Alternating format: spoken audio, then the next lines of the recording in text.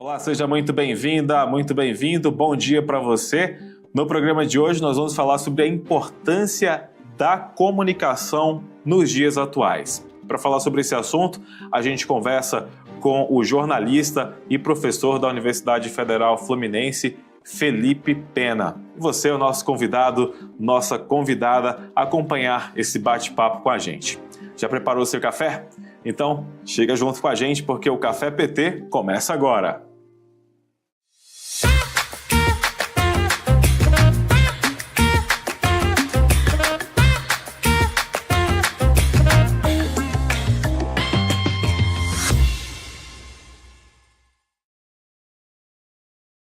Professor Felipe Pena, seja bem-vindo ao Café PT. Muito obrigado pela sua participação aqui com a gente. Como vai o senhor?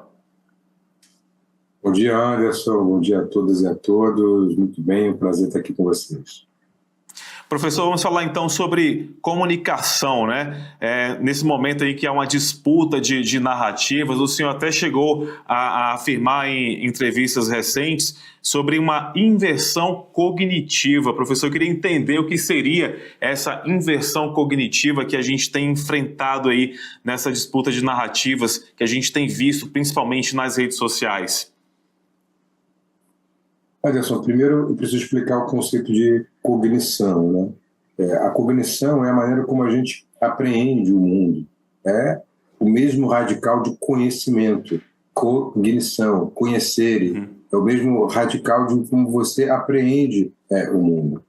Então, se você está assistindo alguma cena, por exemplo, uma cena de violência em que alguém dá um soco na cara de alguém, a sua cognição está entendendo que aquele é um ato de violência, tem um agente ativo e passivo. A inversão cognitiva é quando alguém tenta convencer você de que aquele rosto foi ao encontro daquela mão. Então a mão é que sofreu a agressão. É uma inversão na cognição. E eu estou usando um exemplo que é muito rasteiro, é um exemplo muito radical, para que se entenda o conceito.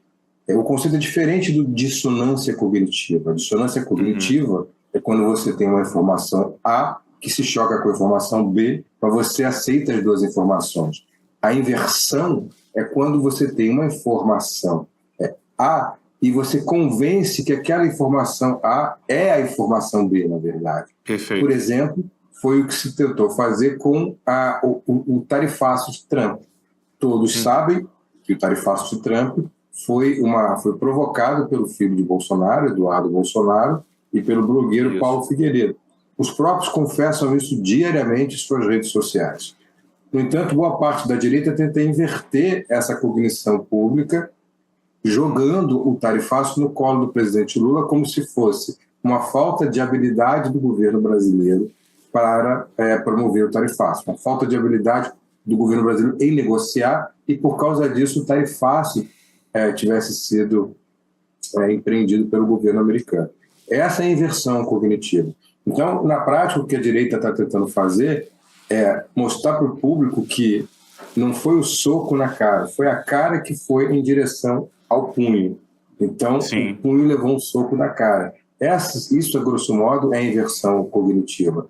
A direita faz muito isso tradicionalmente, e essa foi só mais uma das suas tentativas.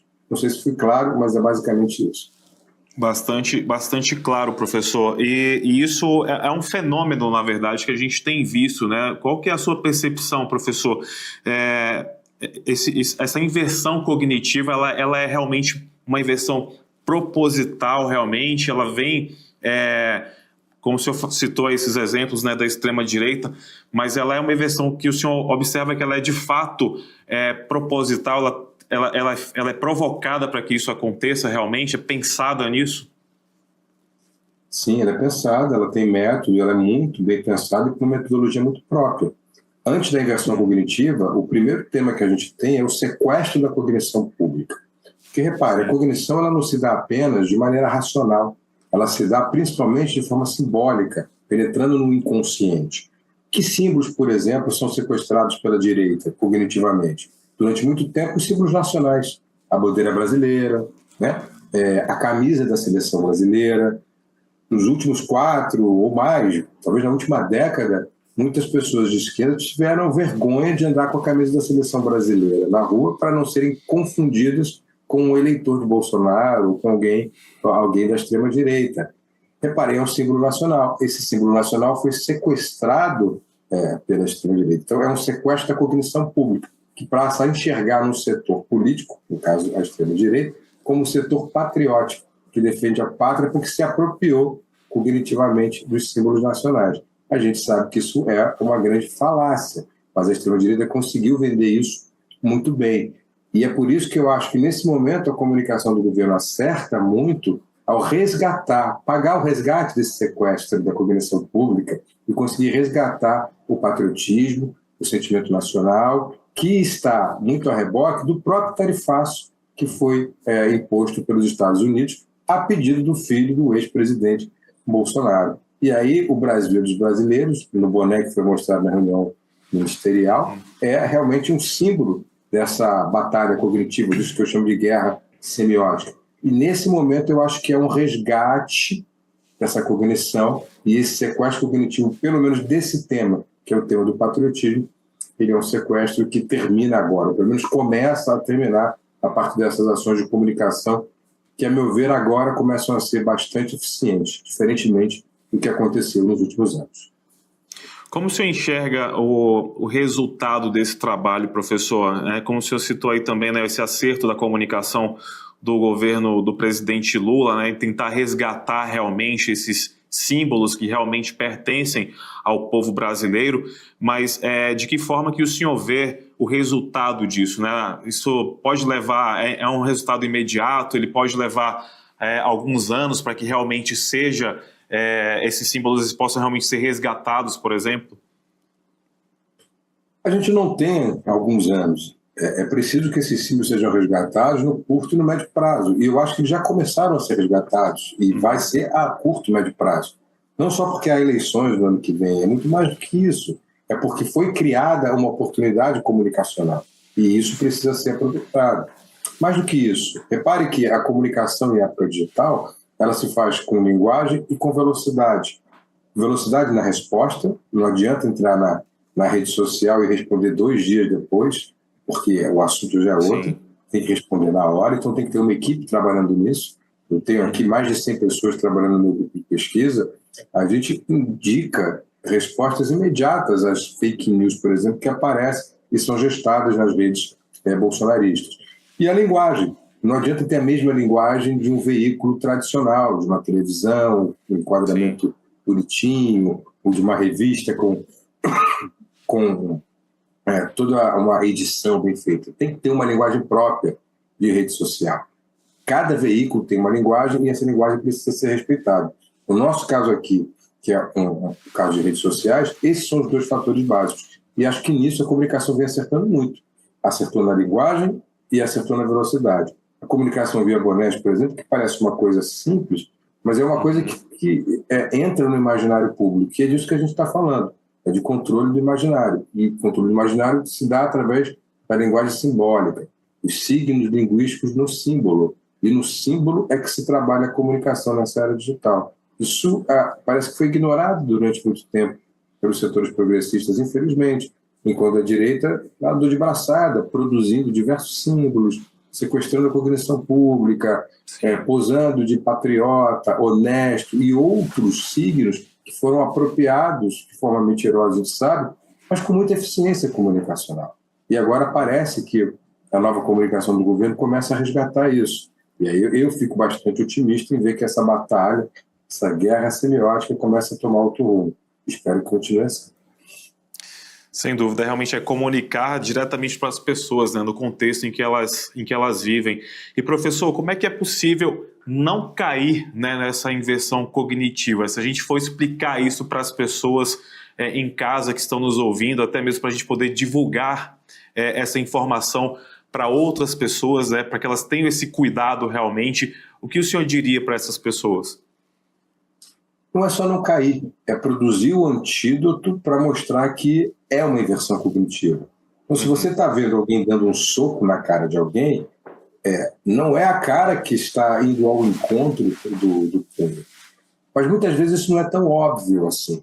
Porque a massificação das fake news, a massificação de uma cognição produzida artificialmente, ela tem efeitos no público que são imediatos.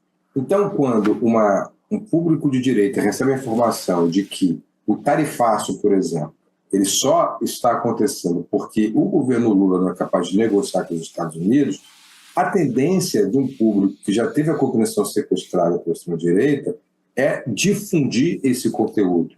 Como é que se produz antídotos? Mostrando a realidade. O próprio discurso de Eduardo Bolsonaro é um antídoto para isso, nesse caso, nesse exemplo que eu estou mostrando. Porque ele assume e ele tem o sobrenome Bolsonaro. Ele está nos Estados Unidos e está dizendo que é o responsável pelo tarifaço. Então, imediatamente tem que se mostrar isso. Numa rede social, eu sempre brinco que as salvadoras são as sobrinhas do Zap. As sobrinhas do Zap mostram ao tio do Zap, ao tiozão do Zap, que há esse discurso. E esse discurso funciona como um antídoto para essa inversão cognitiva. Então, é sempre ir de forma direta, na linguagem certa e no tempo certo. E aí a gente produz alguns antídotos. É isso, daqui a pouco, depois do intervalo, a gente continua conversando sobre comunicação com o jornalista e professor Felipe Pena. O Café PT volta já.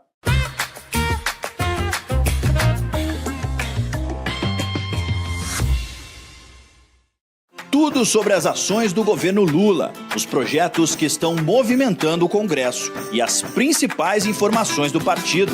Se é notícia para o trabalhador e para a trabalhadora, está no Jornal PT Brasil. Ao vivo, de segunda a sexta, às 13 horas, com reprise às 22 horas, direto de Brasília para todo o Brasil. Assista pelo canal do PT no YouTube, PT Sat, canal 1313, Rádio PT ou nas plataformas de streaming da Rádio PT. O que é notícia no Partido dos Trabalhadores e das Trabalhadoras está no Jornal PT Brasil.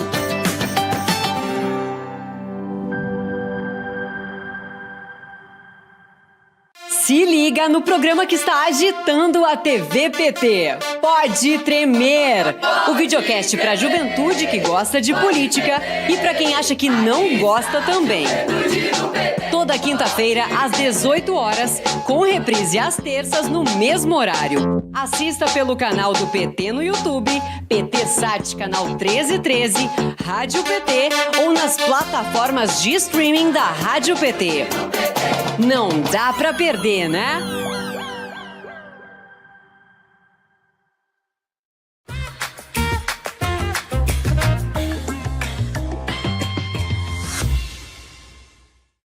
É isso aí, já estamos de volta aqui no Café PT, muito obrigado pela sua companhia. Hoje estamos conversando com o professor da Universidade Federal Fluminense, Felipe Pena, que também é jornalista. O tema é a comunicação nos dias atuais.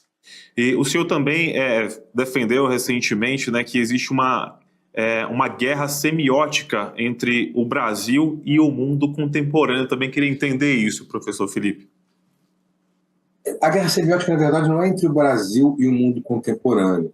A guerra semiótica é entre o Brasil e um certo eixo que tem o Sul como seu centro, né, que a gente pode chamar de Sul global, e um império que tenta pelo menos, aglutinar forças de extrema-direita em torno de si. E, repare, o Trump ele é apenas a locomotiva de um grande movimento internacional. E esse movimento internacional pode ter a sua comunicação gestada nos Estados Unidos, mas sempre ia para a Argentina, Hungria e outros países, Itália, onde a extrema-direita tem sucesso, e até onde ela não é governo. A gente vê a extrema-direita subindo em Portugal com o Chega, a Espanha com o Vox. Todas elas têm em comum a mesma coisa. E isso tem que ser muito levado em conta. Uma estratégia unificada. Qual é essa estratégia unificada? É um conteúdo de ordem unida.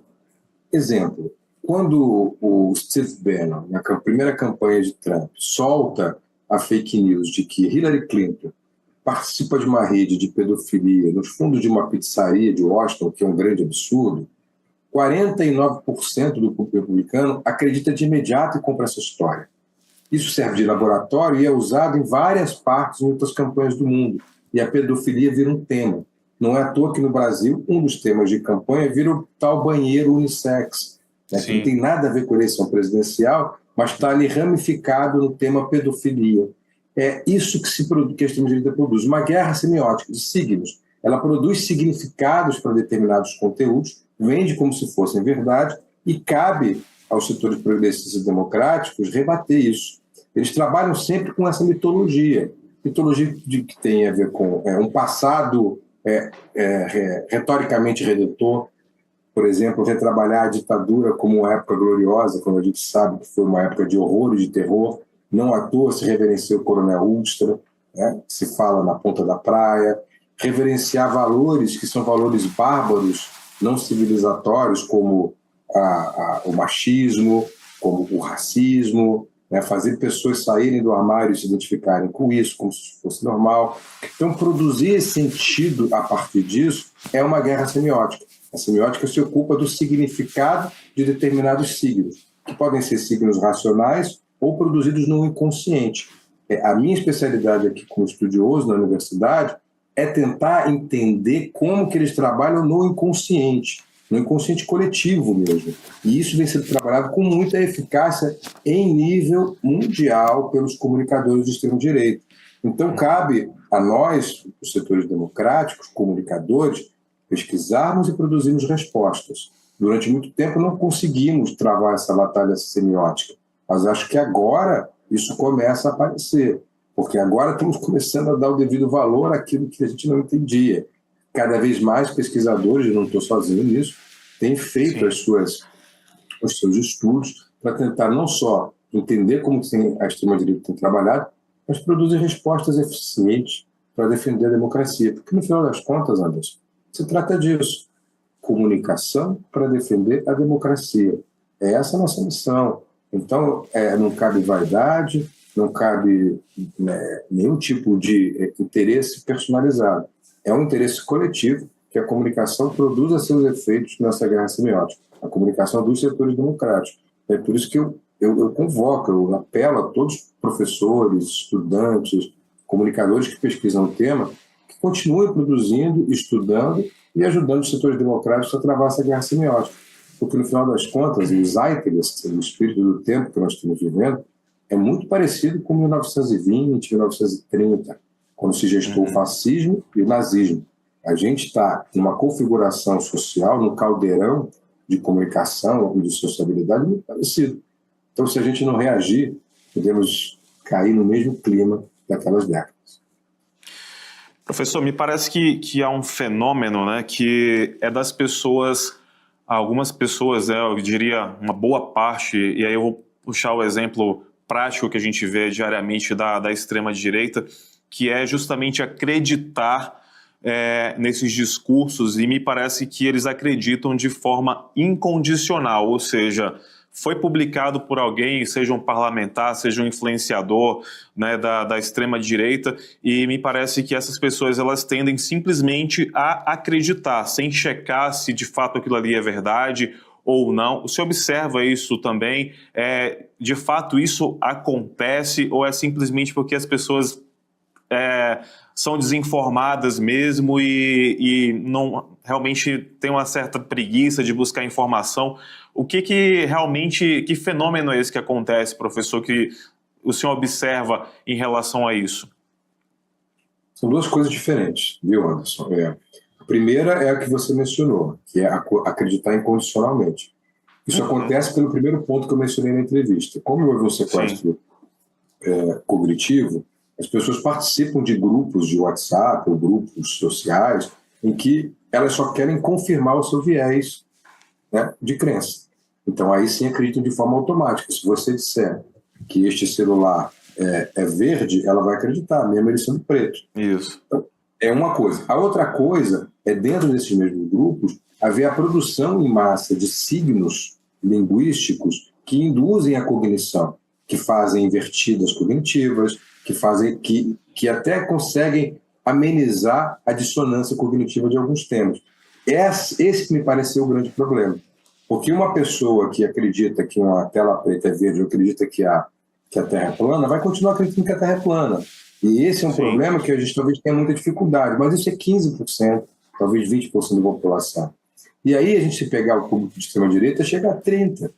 Então tem 10% ali que, na verdade, está sendo levado a uma cognição equivocada. E mais, eleitores até de centro, que não são de direita, de extrema-direita, que também são levados a acreditar nisso.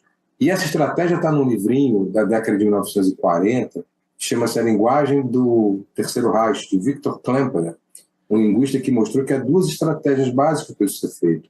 A ressignificação, né, que é quando você pega uma palavra e ressignifica. Exemplo, você já ouviu a palavra esquerdopata, mas nunca viu direitopata. Né? Isso é uma estratégia que era usada na Alemanha de Hitler. Né? É um neologismo. Então, neologismos e ressignificações. Direitos humanos viraram direitos de bandidos, que sempre foi uma pauta muito cara à esquerda, aos setores progressistas.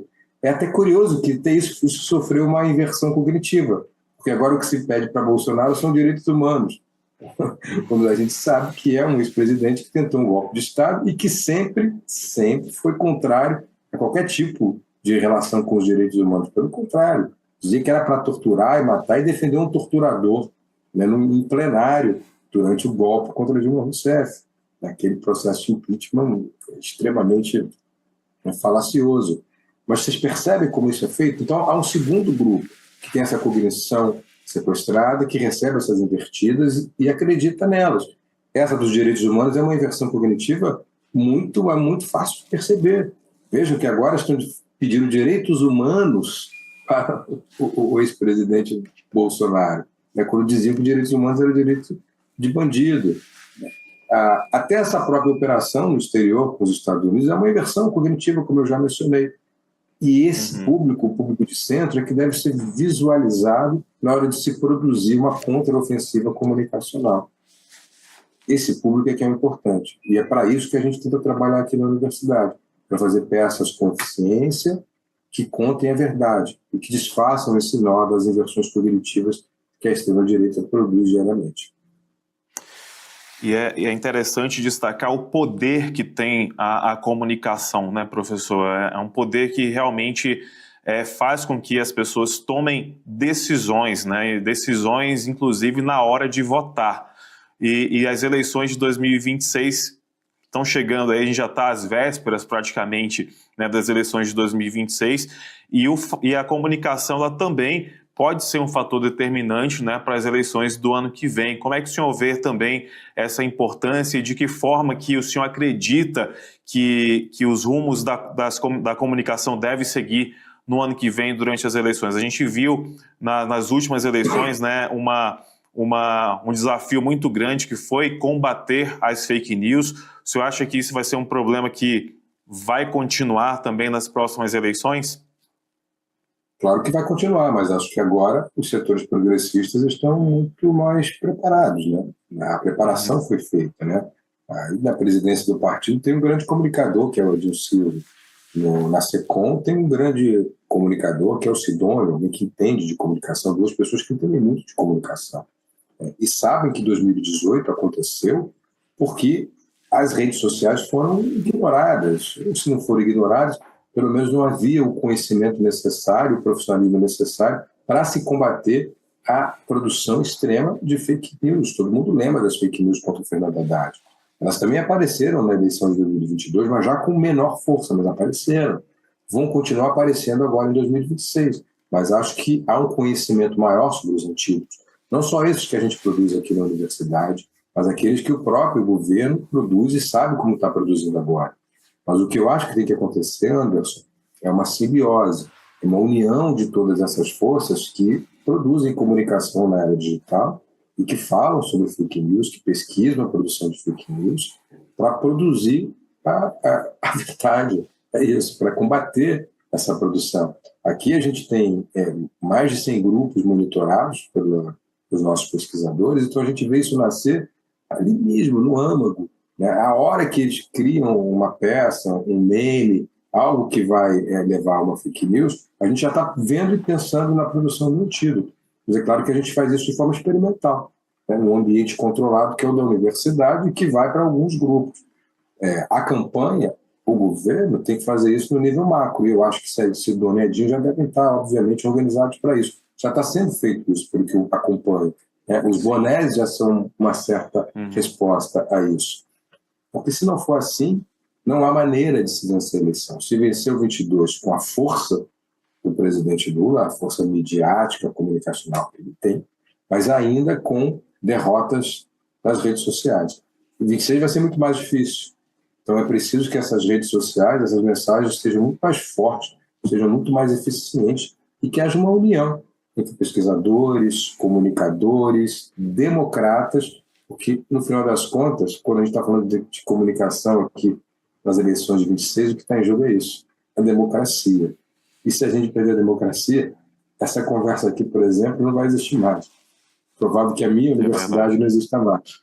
É provável, inclusive, que nem eu esteja aqui para poder falar com vocês. E a comunicação de 2026 ela vai ter uma aliada também, né, professor, tanto para o bem quanto para o mal, que é a inteligência artificial também, né? Esse é outro ponto que já tem que estar mapeado. A gente tem feito isso aqui e tem visto que há um problema muito grave nisso, que é a presença da extrema-direita. Como ela foi muito mais aguerrida na última década nas redes sociais, ela alimenta com muito mais eficiência e volume a inteligência artificial. Porque o que faz a IA? Ela pega uma informação na internet que é alimentada por nós mesmos. Sim. Se você pegar os principais anunciantes da semana passada na Meta, Anderson, você vai ver que o principal deles, o número 1, maior que o governo é o número 3, ou o número 4. O número 1 é o Brasil Paralelo. O que é o Brasil Paralelo? É uma produtora de vídeos que cria documentários, pseudodocumentários, que, por exemplo, defendem que o negro teve uma vida muito boa ao vir ao Brasil como escravo, uma vida melhor que ele teria na África. Obviamente, uma grande e absurda mentira. Mas aonde que a inteligência artificial vai buscar suas informações? Em quem tem mais presença na internet. E como eles têm muita presença na internet, eles acabam alimentando. Então é bem provável que se vocês agora fizerem uma busca na inteligência artificial e fizerem essa pergunta, ela responda que isso é verdade. Nem sei, porque nem fiz, estou só aqui supondo agora. Sim. Mas é preciso alimentar a inteligência artificial para que ela não responda de maneira equivocada com fake news. E mais do que isso, tem um outro problema, que é o da deepfake, produzida também por inteligência artificial. Ela tem duas maneiras de ser feita. Com humor, para desconstruir um determinado episódio, uma determinada figura, e aí eu já vejo setores progressistas fazendo isso. Foi feita na campanha contra o Congresso. Contra o Congresso é muito, né? Mas uma campanha que se falou que o Congresso defendia os ricos na questão do imposto contra os pobres, e aí essa inteligência artificial foi muito bem utilizada, né? Mostrando empresários e deputados, não, a gente não quer diminuir o imposto de renda para quem ganha até 5 mil, porque a gente quer continuar com a nossa mamata, não pagando determinados impostos. Isso foi feito com inteligência artificial, muito bem feito, por sinal, por setores progressistas. Esse é um lado. Mas vai ter uma contraofensiva do outro lado, produzida de forma orgânica, porque essa inteligência é alimentada por setores da extrema-direita que produzem fake news. Então, é uma batalha que a gente está pesquisando aqui, mas que está muito no início e que tem que ser levada muito a sério para 26. Você tem razão. Vai agravar o debate. Daqui a pouco, depois do intervalo, a gente continua aqui no Café PT, conversando com o professor Felipe Pena. Não sai daí que a gente volta já.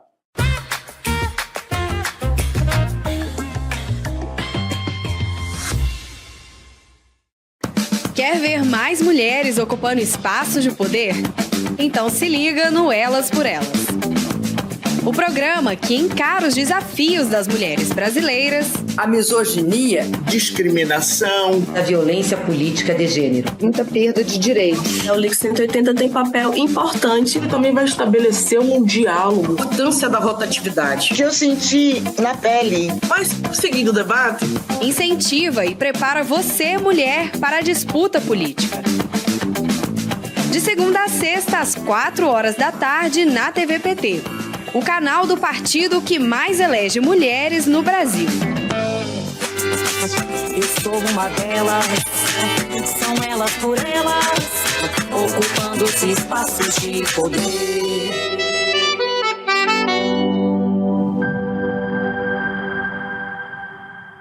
Em 2024, a Rádio PT conquistou um crescimento impressionante, conectando mais e mais pessoas com informação e música de qualidade. De agosto a outubro, a audiência disparou, passando de 21 mil ouvintes para mais de 118 mil. A Rádio PT também faz a gestão do podcast do Lula, com mais de 720 episódios produzidos. A Rádio PT está presente em todas as plataformas. Em 2025, vamos mais longe.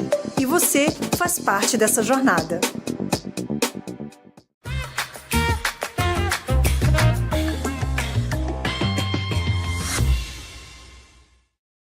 Muito bem, já estamos de volta aqui no Café PT, hoje conversando com o jornalista e professor Felipe Pena sobre comunicação nos dias atuais. E professor, tem uma outra questão também, né? O senhor falou da questão da inteligência artificial ser alimentada, né, pelas pessoas, e essas informações elas também são divulgadas nas redes sociais, muitas vezes impulsionadas por algoritmos que são nada mais também, nada menos do que uma inteligência artificial. Daí a importância também de se discutir a regulamentação das redes sociais, né, professor? O algoritmo, ele dá preferência ao ódio. E o discurso do ódio movimenta esse algoritmo. Então a gente tem que realmente regulamentar para que o ódio não prevaleça nas redes sociais. Tentou-se fazer isso com o PL do Edinho, do Orlando Silva. Ninguém entende mais de comunicação digital, de regulamentação desse país do que o Orlando. Mas nem todo poderoso Arthur Lira, então presidente da Câmara, que era favorável a essa votação, conseguiu colocar o projeto em pauta porque as Big Techs fizeram pressão. É uma dificuldade que a gente vai ter, grande, mas ela é absolutamente imprescindível. E eu fico muito satisfeito que o presidente Lula toque nesse ponto o tempo inteiro. E está aí mais uma janela de oportunidade. Né? Quando o Trump fala que não se regulamentará a Big Techs, porque elas são um patrimônio americano, é um desafio à pátria brasileira, à nossa soberania. Então, esse discurso da soberania ele também vale para essa regulamentação. A Europa está regulamentando, os países europeus estão regulamentando. Por que o Brasil não vai regulamentar? Toda a vida social é regulamentada. O que a gente tem que tentar ver com relação às redes sociais é que o que acontece na vida social fora das telas, acontece nas telas também. Então é preciso que essa regulamentação seja feita. Não pode continuar casos de pedofilia, por exemplo, e os próprios casos de fake news, que acabam impunes. Já se começou muito bem com o Supremo retirando o artigo 19 do Marco Civil da Internet, que realmente não tinha nenhum cabimento que funcionasse daquela maneira. Considerá-lo inconstitucional foi um primeiro passo, mas precisa avançar. Avançar nessa regulamentação para que as Big Techs sejam responsabilizadas pelas mentiras, pelos crimes que acontecem em seus domínios. Aí a gente vai ter uma democracia muito mais sólida, mais forte. Isso é um ponto, mas não é um único ponto. Eu chamo a atenção para isso, porque durante muito tempo me parece que o setor, dentro da própria SECOM, que cuidou desse assunto, cuidou unicamente desse assunto, que é realmente muito importante. E acabou se esquecendo um pouco da estratégia de comunicação que agora foi retomada dentro desse circuito digital. Essa estratégia é tão fundamental quanto a própria regulamentação. A gente precisa também ganhar o público dentro da comunicação digital. Sem dúvida. Só mais uma pergunta, professor, que também é importante, né, desse contexto da comunicação, porque a gente fala muito da importância dessa discussão de fake news, né, de inversão cognitiva nas redes sociais, como o senhor trouxe para a gente esse debate, mas e como é que fica também a imprensa tradicional, professor? Há espaço também para se discutir esse tema, como a inversão cognitiva que o senhor trouxe aqui para a gente, na imprensa tradicional também? Há espaço, mas é um espaço cada vez mais reduzido, Anderson, porque, infelizmente, as pessoas se informam pelos seus próprios nichos, cada vez menos pela imprensa tradicional. Mas é claro que eu defendo que seja discutido, que tenha esse espaço na imprensa tradicional. O problema é como levar isso massificamente às pessoas. Porque uma coisa é eu estar aqui com vocês na televisão, conversando com um público que é um público, na sua grande maioria, muito esclarecido, e poder ter esses argumentos racionais e trocar esses argumentos racionais. Outra é massificar isso, porque isso não é racional. Isso trabalha no campo do inconsciente coletivo. Trabalha, como eu falei, com símbolos e com controle do imaginário. Então é muito mais sofisticado.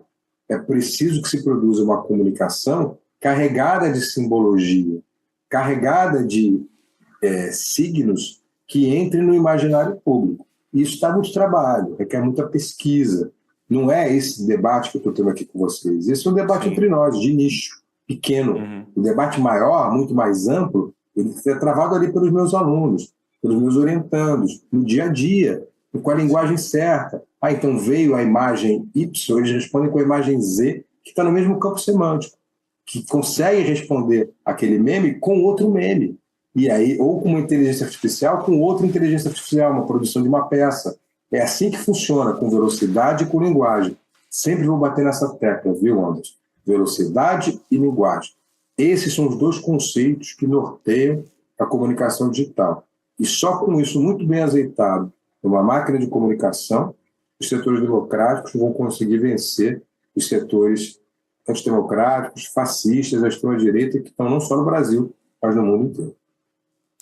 Com certeza, a gente tem sempre muito que aprender em relação a isso, né, professor? Em relação a como usar a comunicação com responsabilidade para que ela possa chegar cada vez mais a atingir um número maior de pessoas com informação precisa e levando a verdade realmente para essas pessoas. Professor Felipe Pena, muito obrigado pela sua participação aqui com a gente no Café PT. O espaço segue sempre aberto aqui para o senhor, viu?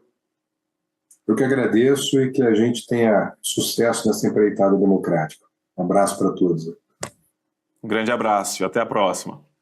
Para você que esteve com a gente aqui no Café PT, muito obrigado pela sua companhia. A gente se encontra no próximo programa. Até lá!